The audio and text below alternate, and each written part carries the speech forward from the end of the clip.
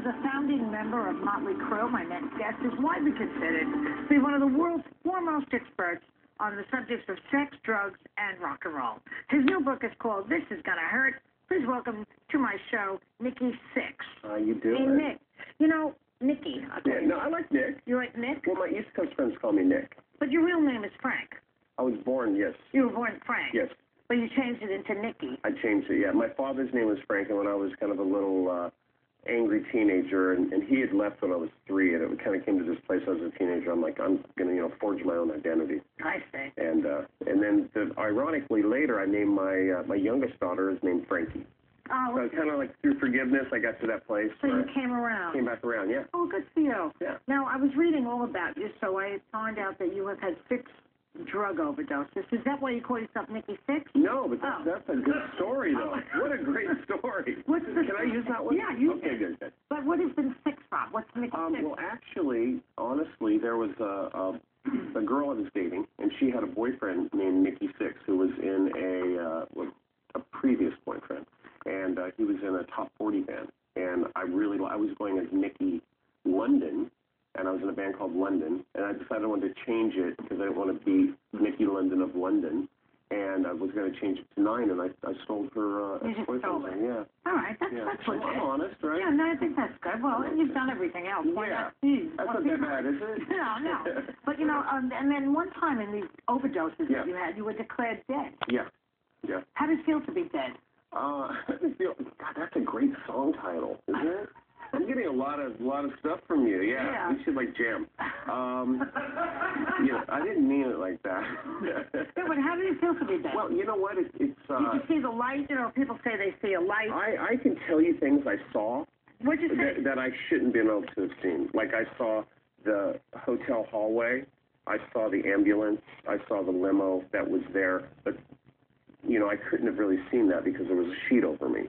And, I really kept that to myself for a lot of years until I did the behind the music thing, and I kind of let it slip. So people kind of look at you and think you're a little bit crazy. Well, no, a lot of people believe that there is something that happens when you are declared dead. But my feeling is you're not really dead. I don't think you're not really dead is what it is. Your mind is still operating. That's why you probably envisioned all these things in your head. And again, I've said, I don't know, may not have even ever seen that. I may have just thought that, and it kind of came out through, all that.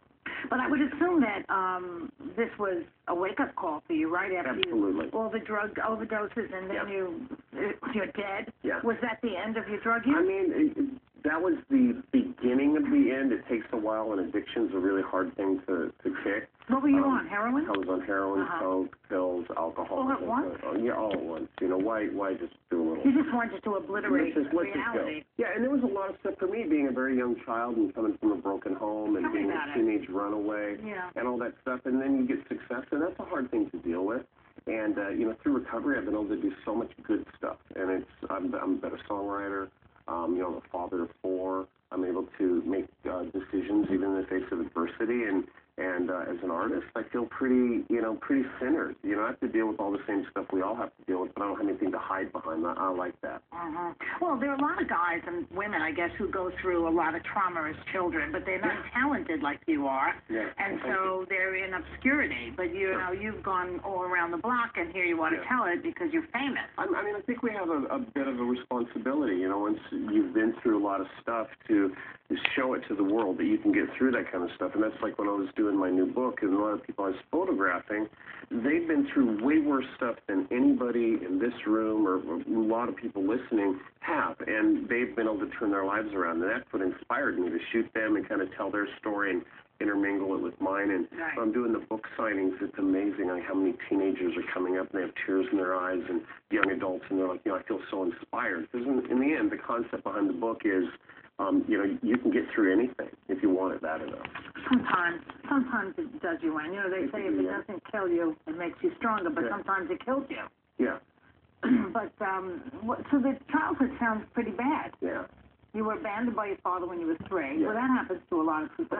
Listen, I honestly think that, my story is not 100% that unique. Yeah. I think that I'm just the whole rock star part kind of throws an interesting twist on it. Yeah. And then for me, it's really more about how you handle it. But tell me what happened. Why did he leave your father? Do you know why? Was Don't know. Having probably had to do with your mother I'm and sure his it own does. life and maybe his own addiction. Exactly. But the trail goes back and back and back and back, and we follow this in life. And I feel that for any people that are in recovery, they have an opportunity to sort of break the chains, right? Yes. And like my children are kind of able, when they hear about drugs, they see other people doing drugs, they kind of have a barometer of where it's going to go by looking at their father, and I'm able to talk to them honestly about it. Well, that's good, because what you're telling me is that you broke the cycle of abuse and neglect. Yes. But a lot of people don't. You know, the whole pathology is that you're abused and then you abuse. But but if you and the pathology is really interesting behind it, I find. And the psychology behind addiction.